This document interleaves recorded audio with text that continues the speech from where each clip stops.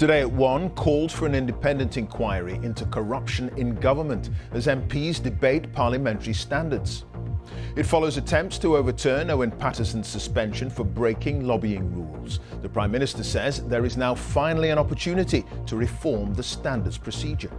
It's very important that we get this right, and we are going to make every effort to get it right, and we are going to hold MPs to account. We'll have the very latest live from Westminster, also on the programme. Relief for airlines as the US opens its borders to fully vaccinated travellers for the first time since COVID. A dire warning from Afghanistan. Millions face starvation due to famine unless the international community offers help. The next 6 months are going to be catastrophic. It is going to be hell on earth. The wife of a British man killed in a shark attack off Western Australia pays tribute, saying he was a wonderful father.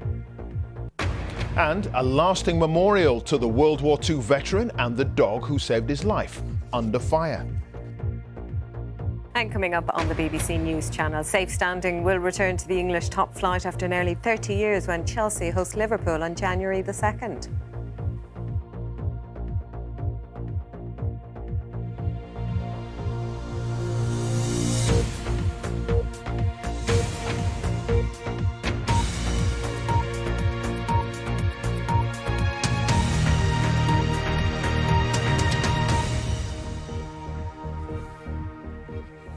Good afternoon and welcome to the BBC News at 1. MPs will hold an emergency debate about parliamentary standards today as the government continues to face criticism over allegations of sleaze. Ministers have been criticised for trying to change the standards body that polices the conduct of MPs after it found the former Cabinet Minister Owen Paterson guilty of breaking lobbying rules. Today's debate is being led by the Liberal Democrats, who are proposing an independent inquiry into corruption allegations against the government and stricter punishments for MPs who do break the rules. Our political correspondent Jonathan Blake has the very latest. The rules for politicians at Westminster are under scrutiny again. What's right and what's wrong, what's allowed and what's not. The Prime Minister in Northumberland this morning after a week where the government was forced to back down from its attempt to overhaul the system. What we want to do, and I frankly, I don't think there's much more to be said about that particular case. I really don't. But what we do need to do is look also at the process. And that is what we were trying to do last week. MPs on all sides agree at least some change is needed. If you end up with corruption in the British political system, you can't achieve change. And I can't quite factor into my head why some people can't see that corruption is a problem. The government have driven a coach and horses through the standards process, which is agreed on a cross-party and on a House basis. And I thought it was really important that MPs had the opportunity to really vent their frustrations at that and also to look at where we go next. Owen Paterson's case prompted this debate. The former minister was found to have broken the rules by approaching ministers and officials on behalf of companies who were paying him. The government tried to block his suspension and change the system, but U-turned after a backlash, and Mr Paterson resigned as an MP. Another minister dismissed this as a storm in a teacup. Others say it's proof the wider system needs to change and that MPs shouldn't be enforcing their own rules. Well, we have a panel of former judges that deal with sexual harassment and bullying complaints against MP. And I think we should have a similar small panel of former High Court judges that can deal with all complaints against MPs. I think it's wrong for MPs like me to be judging other colleagues in the House of Commons. This afternoon's debate will be a chance for Labour to pile pressure on the government over its handling of Owen Paterson's case, and for MPs on all sides to air their views and let off steam about the standards they have to live up to and the way the rules are enforced. But don't expect much to change, in the short term at least. From the outside, it might seem like politicians arguing amongst themselves, but some here make the case Parliament's integrity is at stake. Jonathan, you say don't expect much to change in the short term at least. Boris Johnson believes this is a chance to actually change the system wholesale. That's what they were attempting to do from the start, but it's proving more difficult than it might have been. And Owen Paterson's case has certainly prompted some broader questions about standards and rules here at Westminster. Should MPs be allowed to have second jobs, for example? What kind of jobs? How much money should they be allowed to earn? One minister suggested today it might be time to look at all that. How do people end up with a seat in the House of Lords? And is it time for the system on standards to be overhauled entirely? Labour also calling on the Prime Minister to apologise. He's certainly not going to be doing that in person, if at all. He won't be in the Commons for that debate this afternoon. The Liberal Democrats calling for an inquiry into standards in general. All eyes will be on the Speaker in the Chamber this afternoon. Lindsay Hall saying that last week's events didn't show democracy in its best light, and it seems there are moves afoot to create some kind of a cross-party consensus over the procedures for holding MPs to account. Doing anything on a cross-party basis, difficult at the best of times here at Westminster, and after last week's events, even more difficult still. Sure. Jonathan, thank you. Jonathan Blake there at Westminster. America has reopened its borders to fully vaccinated travellers from dozens of countries, including the UK, for the first time since the beginning of the coronavirus pandemic. Ministers here say the resumption of flights to the US is momentous. Well, our transport correspondent Caroline Davis is at Heathrow for us this afternoon. Caroline. Well, there's been excitement, balloons and flag waving, at least by the airlines here at Heathrow. This is a major part of the puzzle for international travel. Piece by piece, the world has started to reopen again, and the US route to the UK is a major long-haul destination. And this is the first time it's meaningfully opened up for UK citizens in more than 600 days. Preparing for the big send-off. Almost 20 months ago, the US banned the majority of travellers coming from the UK. From first thing this morning, that changed if you're double jabbed and have a negative COVID test. It's meant families separated by the Atlantic and restrictions can reunite, including Sarah, who was travelling to see her daughter Chloe for the first time in 2 years. It's been so difficult because obviously we've been worried about everybody staying healthy and, you know, and things happen in families, you know, where you need to be together. And that's, you know, what family is all about, and not to be able to, you know, console each other or keep each other company or whatever, or hug each other when we want a good cry, you know. But we'll do it today, so I can't wait to walk through that door and see her there. Before the pandemic, the US was the fourth most popular destination for UK travellers. Among the crowds were those taking work trips and holiday makers who'd held out hope for months. We had this booked and we've had to move it a couple of times, so we were so happy. When we heard it was opening on the 8th, we said, right, put it on the 8th. We rang Virgin straight up and said, put us on the 8th, first flight there. I work for a company in North Carolina. I've joined a different team, so there's lots of people I've never met before, so it'll be great to be able to see them face to face rather than on Teams calls. In the week COP26 focuses on transport, it's not ideal timing to be celebrating the return of a major long-haul flight route. But British Airways and Virgin Atlantic say they are pushing to be more sustainable. We've both set targets for net zero by 2050, but action must start today and now. We're both flying A350s, which are the most efficient planes out there for long-haul travel. We will be embarking on offsetting. We'll be committing to the development of sustainable aviation fuel. But we're also seeing some exciting innovations come along in the form of hydrogen technology that we also expect to be part of the solution. So aviation has a good story to tell. To celebrate the return, BA and Virgin coordinated their first 2 flights to take off simultaneously. More than 600 days later, travel to the US is off the ground. The airlines say there is major pent-up demand for these flights. However, this does also raise questions about the future of business travel. The world has changed during the course of the pandemic, with people a lot more used to video calls and many companies more concerned about their carbon footprint. Will business travel return in the same way that it used to operate? Caroline, thank you. Caroline Davis there live at Heathrow. People in England eligible for COVID booster vaccinations are now able to book an appointment up to a month in advance. It's hoped the change will speed up the rollout of booster jabs. More than 10 million people across the UK have already had their top-up vaccine. A bus has been hijacked and set on fire in Northern Ireland, the second such incident in a week. Police say 4 men boarded the double-decker in Newton Abbey last night, ordering passengers and the driver off before setting it alight. No one was injured. A similar attack happened in Newton Ards last Monday. Politicians from all parties have condemned the incident. Campaigners say the fossil fuel industry has the largest number of delegates at the COP26 climate summit in Glasgow. The organisation, Global Witness, claims 500 people with links to fossil fuels are at the conference. COP26 is now in its second week, with an address expected today from the former US President Barack Obama. Well, our science editor David Shulman is in Glasgow for us this afternoon. David, what is the fear that certain people may have about this rather largest size of fossil fuel lobbyists?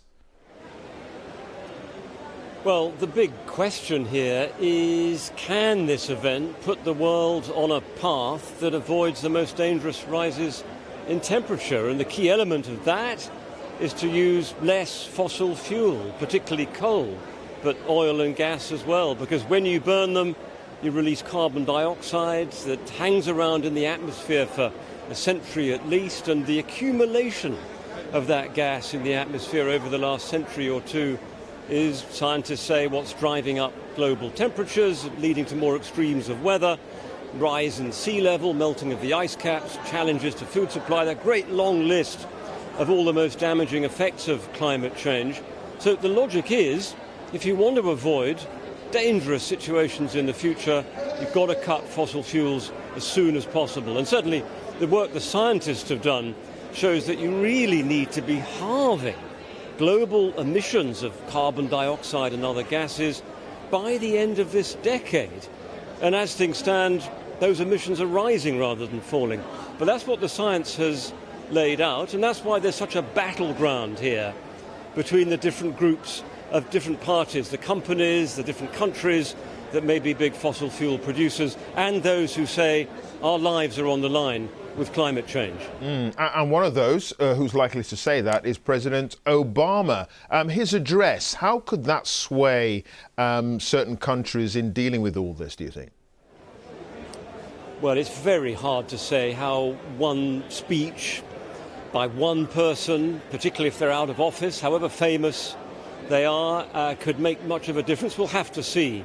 It's always possible. I mean, Barack Obama is credited with being a huge influence that led to the Paris Agreement on climate change. That is the world's only accord to try to tackle climate change collectively, and he was in office when that happened in 2015, and his relationship in particular with President Xi of China is seen as a real driving force behind that. So he's come here to try and provide energy, a little touch of stardust, a little bit of encouragement.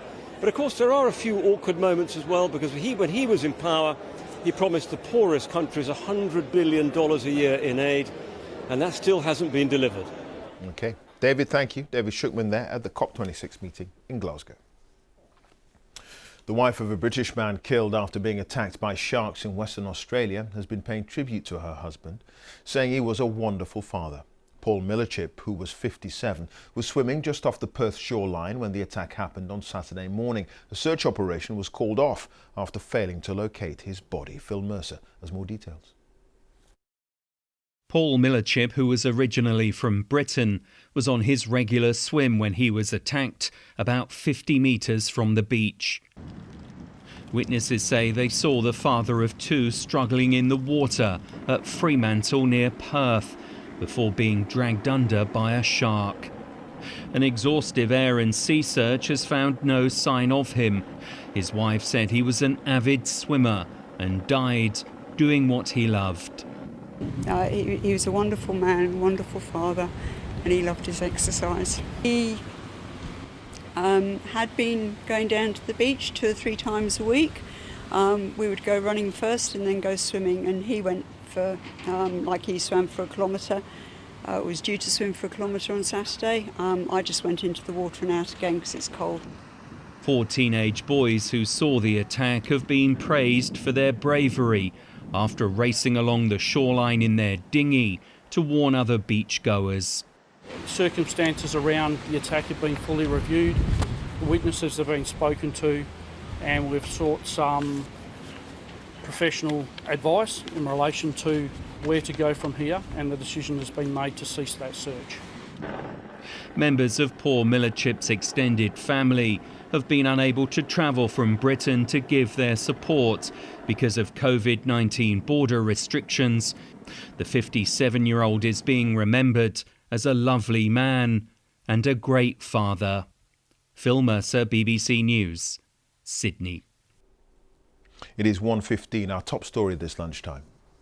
As MPs prepare to debate parliamentary standards, the government rejects calls for a public inquiry into allegations it's corrupt. And coming up, over 200 volunteers have worked over the weekend to try and free a trapped caver. We'll be live as they work to bring him to the surface. Coming up on the BBC News channel, time is running out for Lewis Hamilton in this year's Formula One season as Max Verstappen goes 19 points clear in the title race with just 4 Grand Prix to go.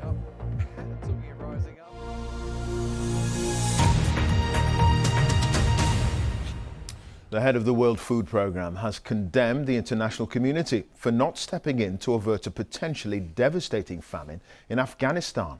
The WFP is warning that around the world, 45 million people are on the edge of starvation in more than 40 countries. And in Afghanistan, millions are in danger if there isn't more outside help. Well, our World Affairs editor John Simpson reports now from the Afghan city of Bamiyan. Winter's coming, and it looks like being a bad one. The camels are on the move to warmer areas. We're heading west out of Kabul through the Taliban roadblocks. It's not long before we reach the snow.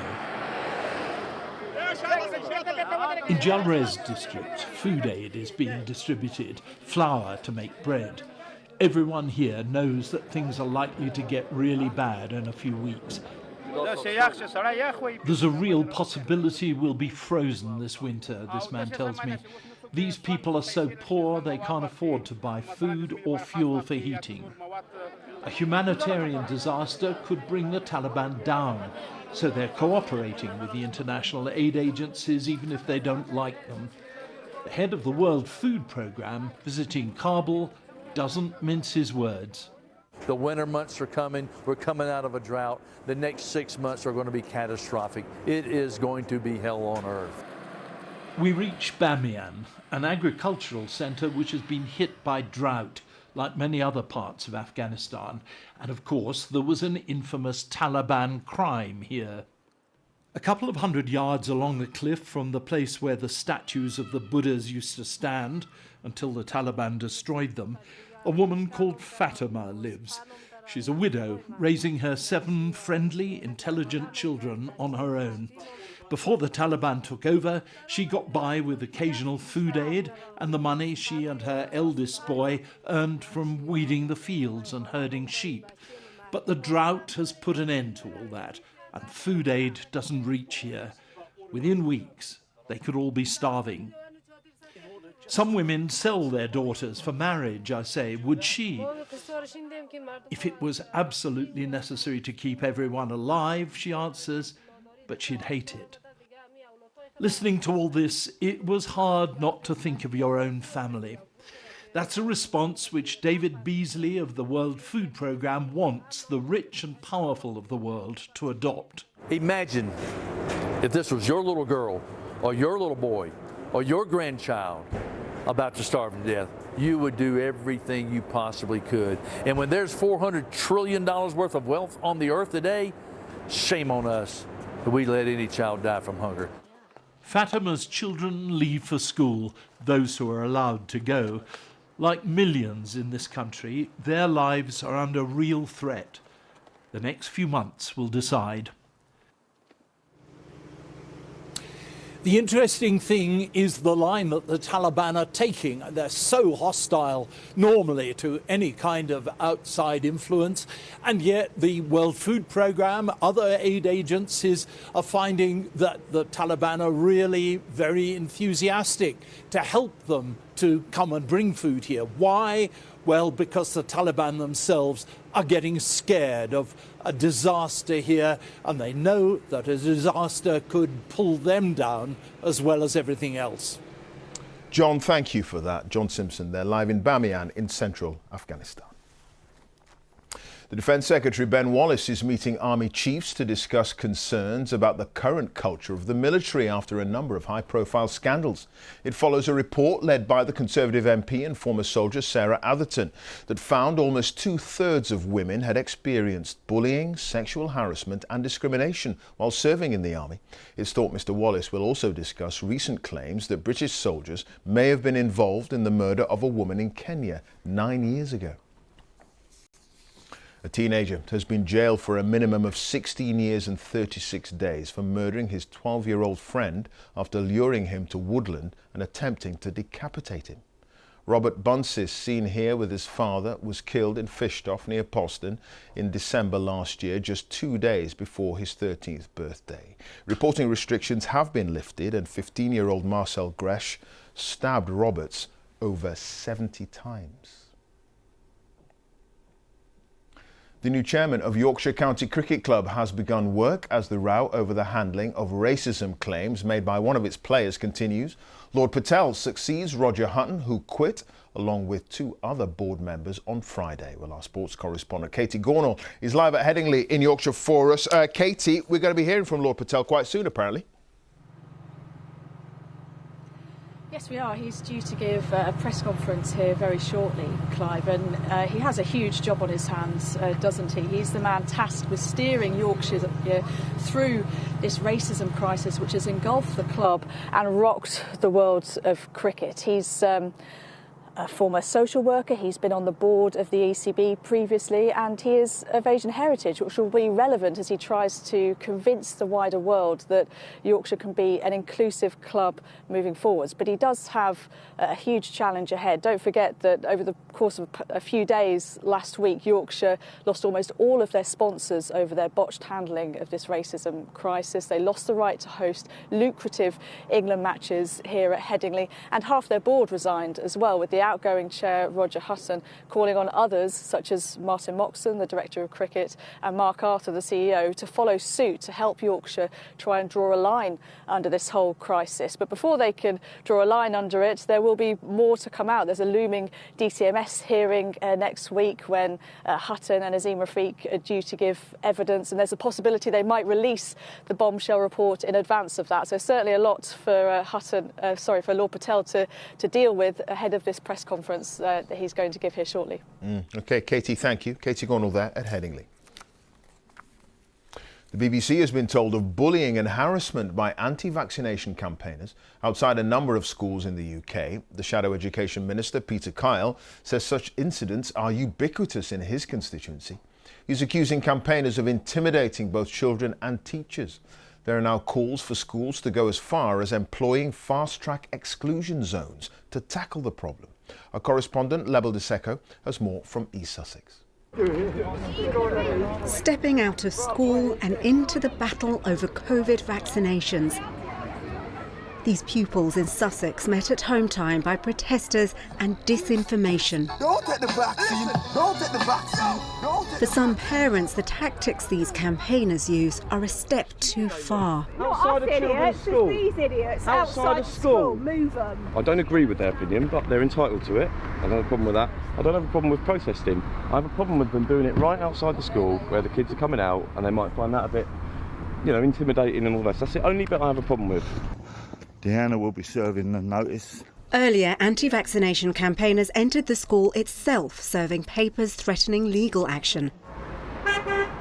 The leader of this campaign group, who believes a range of extreme conspiracy theories, including that most people in power are paedophiles, says he won't stop until the COVID vaccination drive ends. We have spoken to the head teacher of this school, who said he was served papers earlier on today, and he really did seem very shaken up. It should be shaken up. It should be shaken up. Teachers have told me, and there are parents who are saying this is frightening what you're doing. Well, if handing an head teacher a letter is frightening, then it's frightening. A lawyer told us that such letters and papers have absolutely no legal standing. I believe it to be pseudo-legal nonsense. It's self-conflictual. It draws up points about law that are misplaced. It's intended to drive a threat towards teachers, head teachers and otherwise, and I think just has no foundation in law whatsoever. Another school served. Just over 400 school leaders told their professional association that they'd been targeted by anti-vaccination campaigners, mainly in the form of emails threatening legal action. Nearly 70 said that they'd had protesters immediately outside their premises. The issue here is not that some people have concerns about vaccinating children. It is the protests at and around schools undertaken by a hardened minority. These pupils in East London challenged campaigners outside their school. We were asking him, like, okay, where did you get these sources from? Like, he was talking about how it's poison. And we was like, okay, where did you get this from? He couldn't tell us, like, a valid place, like a valid point, like, where he got it from. He knew what he wanted to do. He chose a location and he tried to get as much of the leaflets as he had out, like, distribute it everywhere. It didn't really work. Some MPs are now calling for schools to be able to use exclusion zones in order to bring an end to scenes like this at home time. Lebudi Seko, BBC News. A major rescue operation is continuing in the Brecon Beacons to try to free a man who's been trapped for 2 days after a fall. More than 50 rescuers are involved in the operation. The man is thought to have injured his back. Well, our correspondent Howell Griffith is at the scene for us. Howell, the weather behind you doesn't look as if it's the perfect conditions, as it were, for this rescue.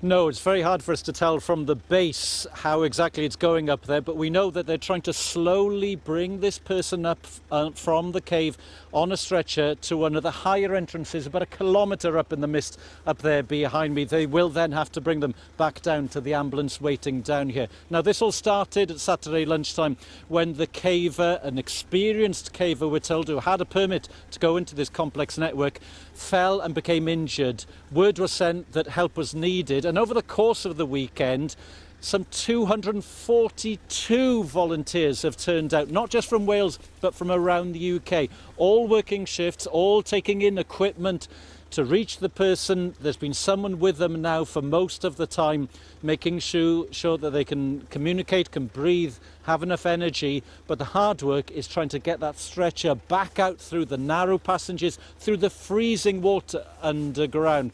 So we're told that while everyone's optimistic that this will eventually end in a successful rescue, it may be some time yet. And so more and more volunteers are coming, giving up their own time and energy to make sure this is a success. Howell, thank you. Howell Griffith there on the Brecon Beacons.